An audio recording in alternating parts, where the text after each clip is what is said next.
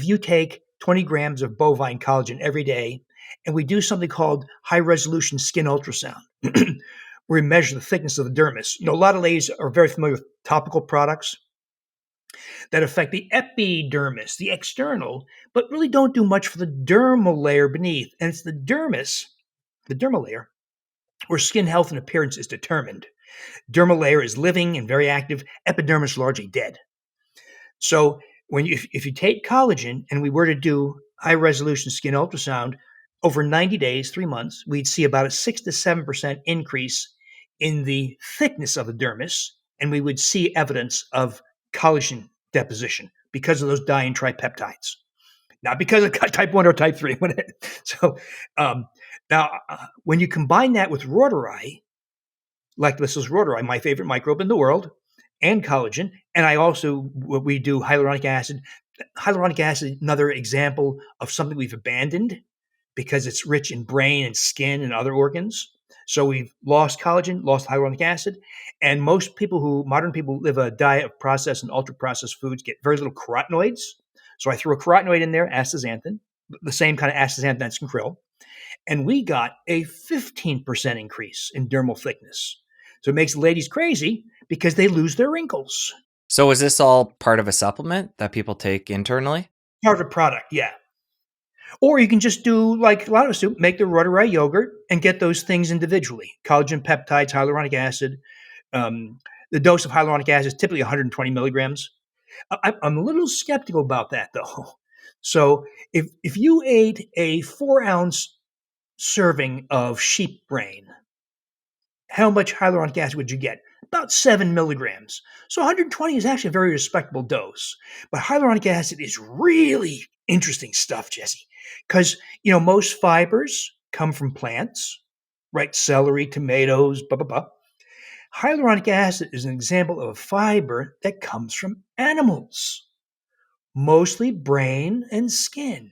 So I see people doing this. Oh, I'm going to buy boneless, skinless chicken breast. Don't do that. You just throw away a source of hyaluronic acid and collagen. But here's the thing. Hyaluronic acid is a fiber, and it's a wonderful fiber because it causes proliferation of species that are very beneficial. These are species like Akkermansia, Faecalibacterium, Ruminicacea, Lactospiraceae. It suppresses fecal microbes, the proteobacteria, and it strengthens the intestinal barrier.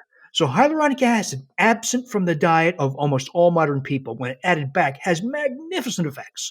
Smooths the skin and acts as a fiber on your microbiome and introduces very favorable changes.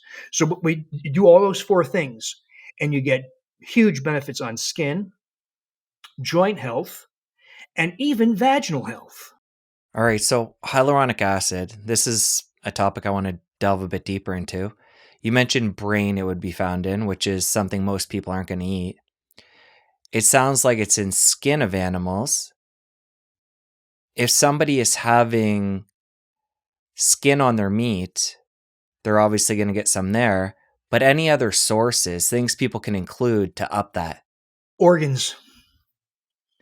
And you can see the problem here. So thankfully, because most people don't want to consume organs or don't do so habitually, you can get it as an inexpensive supplement. It's very easy. It's very cheap.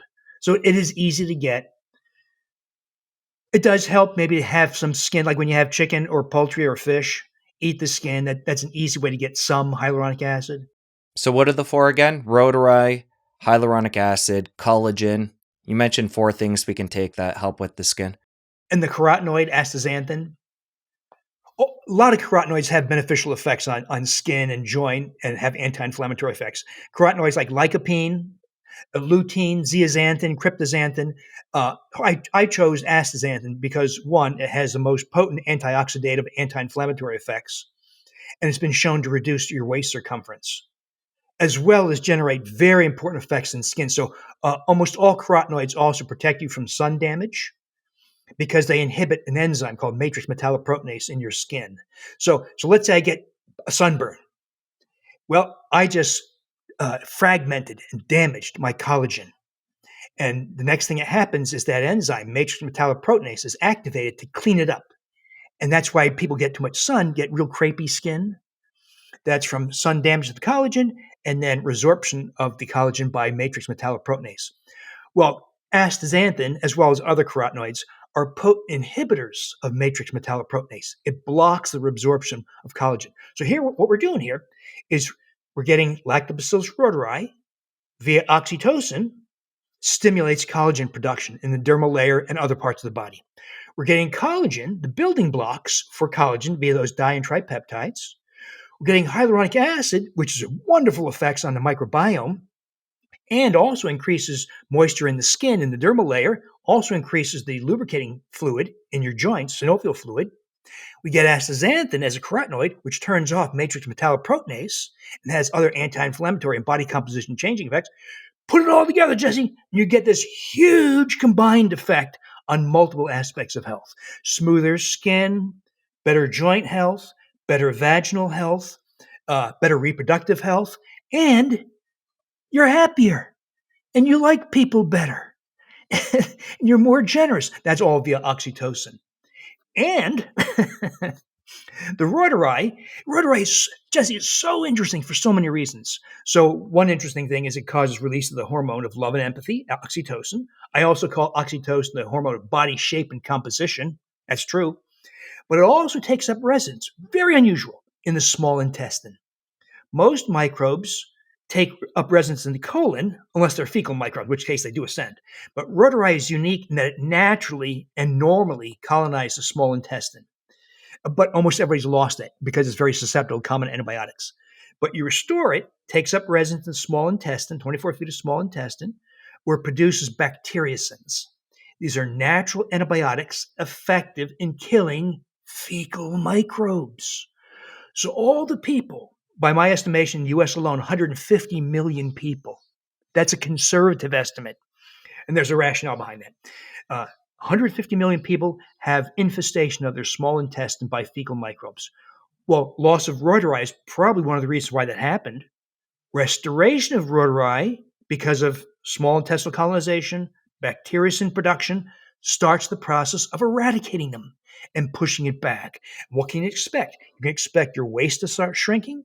You can expect some redness to start going away. You can expect a reduction in blood pressure, blood sugar, visceral fat, skin rashes, joint pain, depression, anxiety. So just the restoration of rhodori, Jesse, is a hugely powerful advantage. Now we're going to amplify it with those so-called cofactors that are lacking in the modern diet. And the difference between what you're talking about now, using rhodori to attack SIBO in a healthy way, versus the iodine before, which is just like a nuke going down there and killing everything. This is more selective, and you mentioned all the additional benefits of rhodori as well. Yes, so rhodori is what we call a keystone microbe. It's kind of like plankton in the ocean.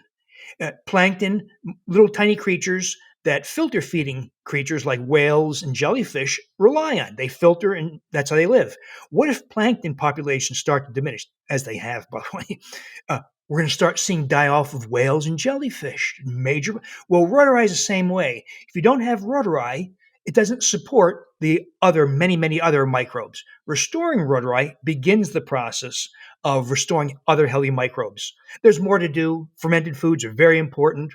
Fibers, very important. But hyaluronic acid, this forgotten fiber, Jesse, no one's talking about hyaluronic acid. It's one of those important things people can do for their microbiome, as well as skin, joint, and brain health. If you enjoyed that clip, you're going to want to head over here and catch the full episode. I'll see you over there. No, there's nothing else that tracks with LDL cholesterol because it's not a real number. It's a fictitious number. It's obtained by something called the Friedewald calculation. The LDL cholesterol reducing franchise, statin drugs, PCSK9 drugs, all that stuff pay huge amounts.